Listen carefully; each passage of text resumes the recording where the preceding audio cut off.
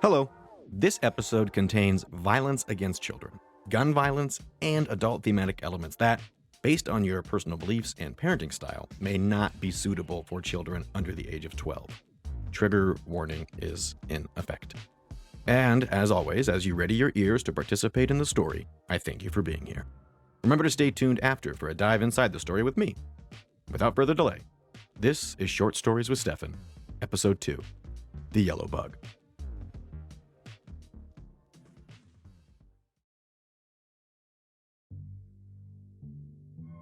Sitting in class is always the boring part for Sam. He knows one thing the kids and he could agree on is how recess is the best part of the day.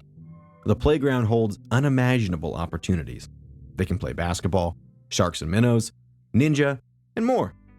Finally, the words they're all waiting for came. "Okay, time for lunch," says Mrs. Finch. The kids erupt from their seats as they push through each other and out the door to grab their lunch boxes from their backpacks. The air is crisp, the day perfect, and both the kids and Sam are ready for the break in the day from class. Sam, a student aide, enjoys playing backup to the teacher. It is all the fun of the job of teaching, without all of the grading and parent conferences. He loves being there, loves getting to help the kids, and being able to play with them at recess. He thinks it is amazing how the truest way to see a child's personality come to light is during a game.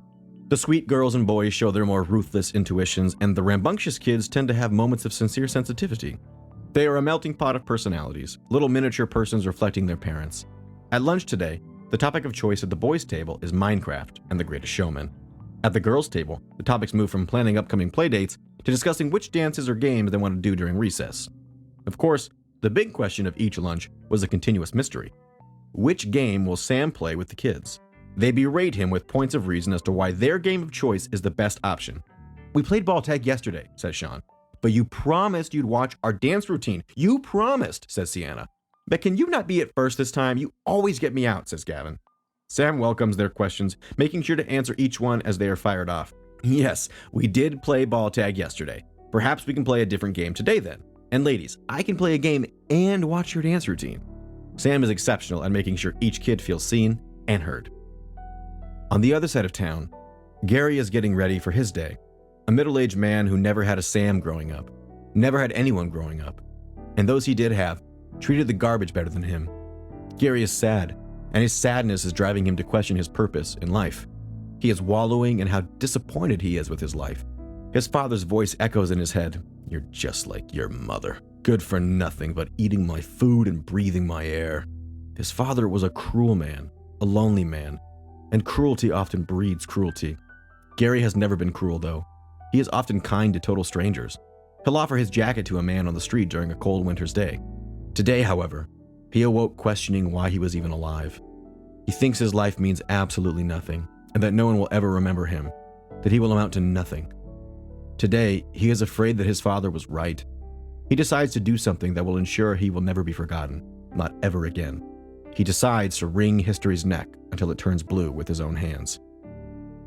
Meanwhile, Sam gathers the kids around the playground and says, "All right, based on popular vote, taken during lunch, today we are playing Jackpot." "What's Jackpot?" asks Addie. "Come on, you don't remember," says Ethan. "Hey, it's okay. It's easy to pick up. I'm going to kick the ball high in the air and say a number with it. Whoever catches it gets that number. The first person to 1,000, or the person who catches the ball when I say jackpot, wins." The kids all nod in eager agreement and then sprint down the field to get ready. Sam can kick the ball high and far, and it seems with each kick, the kids get more excited. They are playing for about 10 minutes when Sam notices a yellow VW bug pull up alongside the gate that faces the street. A tall man, who was wearing a gray t-shirt and sweatpants, gets out. He is balding and looks like he has stubble creating a shadow around his jaw. Sam kicks the ball again, high in the air, not giving the stranger too much attention. Gary reaches into his back seat and grabs his pistol from under his seat. While he reaches for it, he has a flash of panic that creates a bandana of sweat over his forehead. "This is the only way," he lies to himself as he tucks it into his sweatpants and heads towards the fence. He sees the kids running around, sees the kids who are chasing a ball and the man kicking that ball high in the air. He walks towards the fence and hops it. Sam sees the man hop the fence, but before he can yell at the man to go through the front office, Gary Swindard pulls out his gun. There are moments in life where you imagine what death might be like.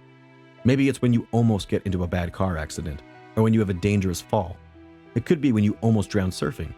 But whatever the feeling, whatever the situation, Sam knows, at this moment, death is walking towards him. Then, the man turns towards the kids. Sam sprints, shouting at the kids to run, waving his arms frantically. He watches as the kids, like zebras being hunted, scatter. Then he sees one, then two, then three kids drop like gravity has only chosen to push them down without warning. Sam sprints towards Gary, his heart pumping enough to burst, and the adrenaline causing him to almost go blind. Gary sees Sam running towards him and turns the gun on him, shooting him only once. Sam too falls victim to a bullet paired with gravity. On the ground, Sam continues to crawl, but finally the gunshots stop. Sam looks up, seeing Gary put the gun to his head, and he watches as death swallows up its own messenger. Sam sits up and sees teachers and students running into classrooms. He hears sirens blaring towards them, and he sees the bodies scattered around the field. This is wrong, he thinks. Why does death choose those who have only just begun to taste life? Now darkness is creeping in from the corners of his eyes, and Sam lays back as the world around him spins one last time.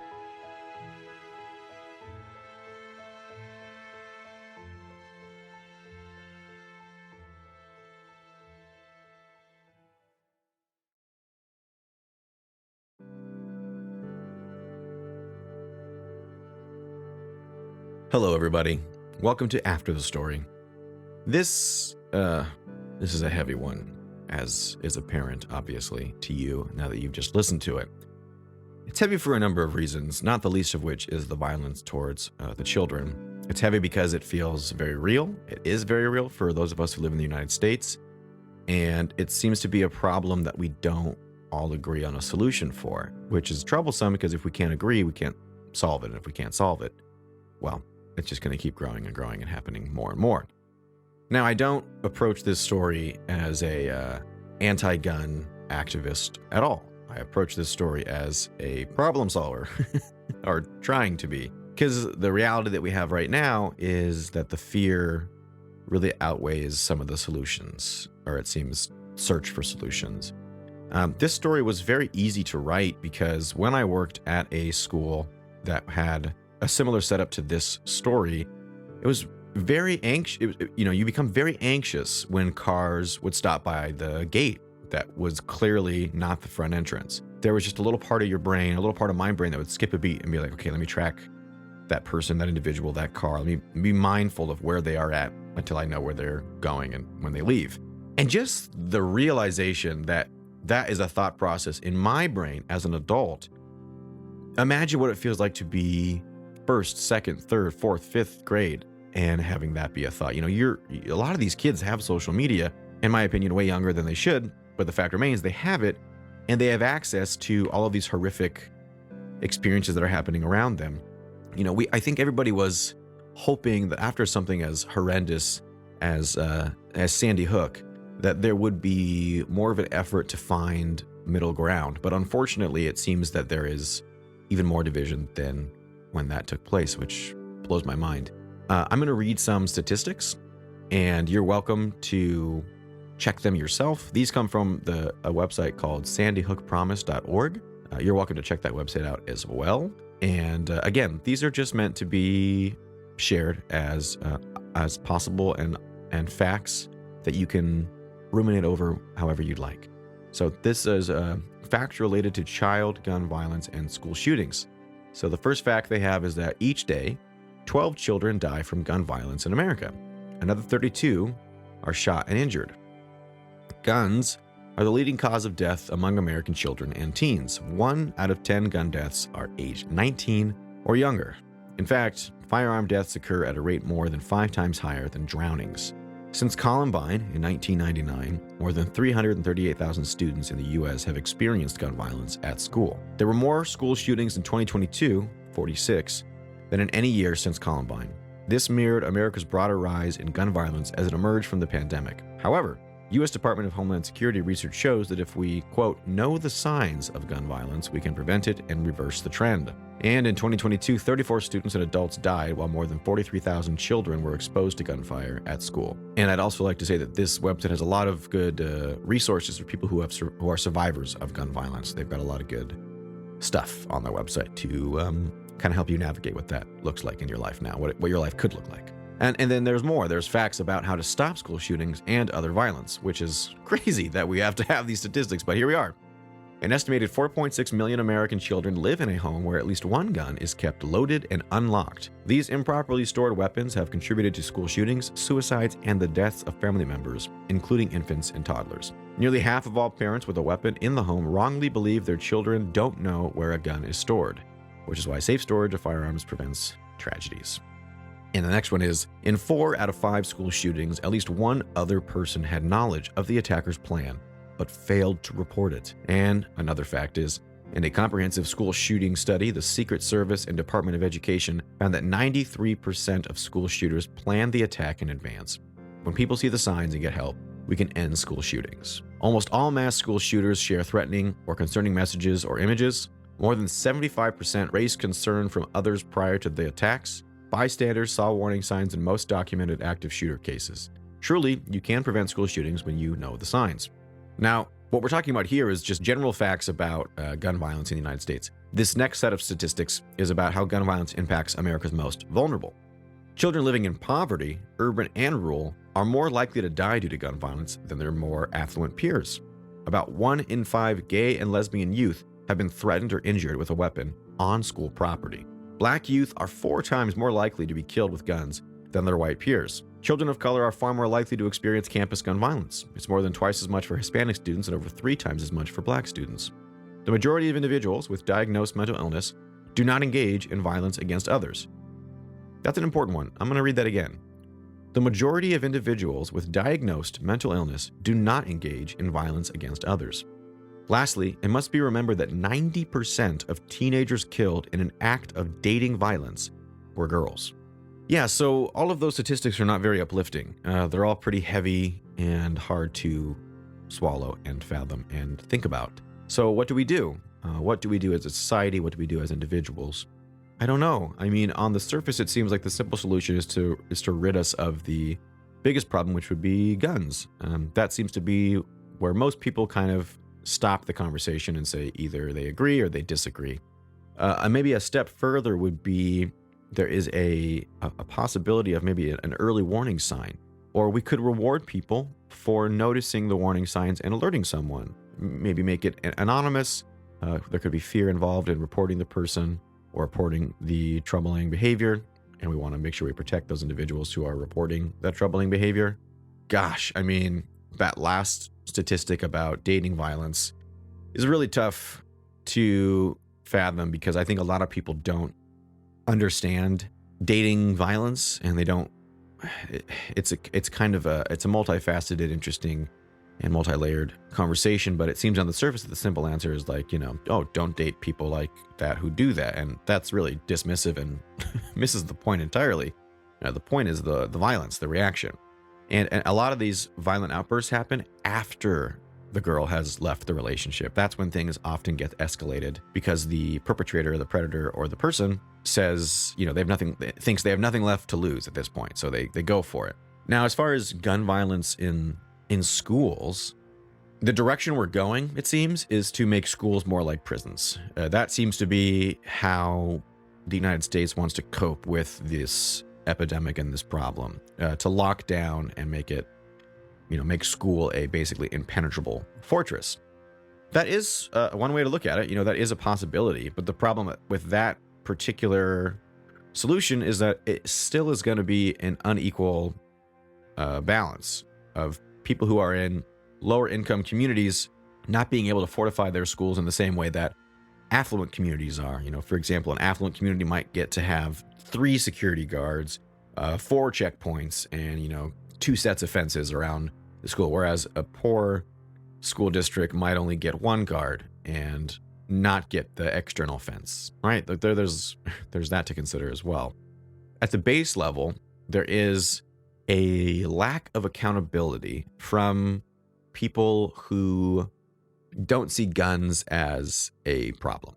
Now, hear me out. I'm not saying that guns are the reason school shootings happen. I'm saying that there is more we can do to prohibit the worship and the kind of encouragement of gun violence as a culture and as a whole. Now, as somebody who loves violent movies, I have to make sure that I'm not saying something that's too hypocritical, because I do love violent movies, and I love, like, for example, John Wick. Love John Wick. Lots of guns in John Wick. Lots of shooting, lots of killing. But there isn't a lot of education around the fact that it's not real. It's Hollywood. It's not real. It's a fantasy. It's not real. And I think we're doing a little bit better about not worshiping the people who commit these atrocities, not giving them as much airtime, as much thought and debate. And that's good. I think that's another step in the right direction. But what this story doesn't touch on purpose, because I think it wouldn't have been a short story at that point, is the different reasons that shooters have for making these decisions. Now, in my story, the shooter has reached a point of really just demoralization and melancholy, where he feels that the only way he can leave a mark is to leave a bad one. And we've had people like that exist. I'm trying to think of the example of a gentleman who drove into a school and had a bomb in his truck, and his target was the principal and the school itself, and he detonated it. It was really sad. It was really horrible. But the overwhelming amount of violent cases are from young white males who feel they've been wronged in some way by society. It is this deep-seated sense of distorted reality and entitlement. And there's a lot of factors that go into that distorted reality and entitlement, not the least of which is the communities in which they are spending most of their time. So, for example, there's been a lot of school shooters who felt that they were being sexually targeted as non-sexual partners, that the opposite sex was purposely putting them aside because there is something wrong with them. And that narrative gets reaffirmed in online chat groups and little local communities that these guys have, where they say things that are basically just affirming the belief that, yeah, they are the victim, and that the problem is the world around them, and that in order for them to change it is to change it violently. Now, as we all know, violence just begets violence. It's an endless cycle. There is no peace in violence. It just always is violence. So the promise is a lie. The promise is, hey, do this violent act and you will have retribution for your horrible, internal feelings about yourself. Not true. Most of these shooters end up killing themselves. And if not, then the reality is they spend the rest of their lives behind bars forever or on death row. So the fact of the matter is that this violent act, will not give them the thing that they're looking for. But we, as a culture and as a community, need to do a better job of educating these fringe groups on options. We need to do a better job of letting them know that there are people who are not in these fringe groups who are willing to listen to them and who are willing to work through these image and identity crises with them, because that's what a school shooter is. They are somebody in the middle of an identity crisis who thinks that this violent act is going to give them meaning, purpose, and a new identity moving forward. It's a reclamation of identity in the most distorted and twisted way. And as all the statistics that I read earlier point out, the end result of that reclamation of identity is the destruction of others, of your fellow person. So in order for us to save the next generation, to stop this system and this pattern of trauma, we really have to take it at the roots and go after these communities that are basically fostering and creating these violent offenders to go out and do their bidding. Because there's been a few shooters especially that when they went back and looked at their social media history, their online history, they are being egged on by others in their social group. These are people who do not want to do the thing that this person is going to do, but want to live vicariously through them. And that is equally dangerous, because if they have a surrogate that they can work through, then they have somebody who they can encourage and that they can kind of groom to do this horrendous act. And on top of all of that, a lot of these people are young. They're young boys. And to me, that just highlights a lack of growth and maturity. There is a vulnerability when your brain is still developing. You are vulnerable to outside influence, and the influence continuum, as stated by Dr. Stephen Hassan, really, really highlights how vulnerable some of these people are and how vulnerable they can be in these situations. So all of that convoluted, insane rambling aside, the issue of school violence is complicated, but the solution does not have to be. The solution can be a community-focused, hand-in-hand observation of the fact that we need to educate ourselves and the next generation on what healthy identity is, what healthy communication is, how to spot dangerous communities, how to spot the warning signs of grooming, how to spot the warning signs of undue influence, how to train young people's minds to be resilient to some of these more nefarious influences and bad actors. And as tough as it is, not finger pointing and fear mongering, every time one of these shootings takes place, there's an immediate setup of two camps, right? Pro-gun and anti-gun. And it seems that we lose sight of what we're really all pro for, which is the successful and hopefully healthy growth of the next generation. And when we get entrenched in our camps, we lose sight of our end goal, which is really to have a thriving culture and community. So all that to say, there's a lot that needs to be done still, and a lot that can be done. And I don't think that we're where we could be, but I'm hopeful that in the future, this next generation especially is really, really focused on re-educating and reallocating what is valuable and important. And I'm hopeful that we can kind of come to a solution together as a community and as a culture and see this thing diminish down to nothing. But that's my hope anyway. All that to say, thank you for listening. Thank you for joining me after the story. And as always, I will see you next time on Short Stories with Stefan. Bye-bye.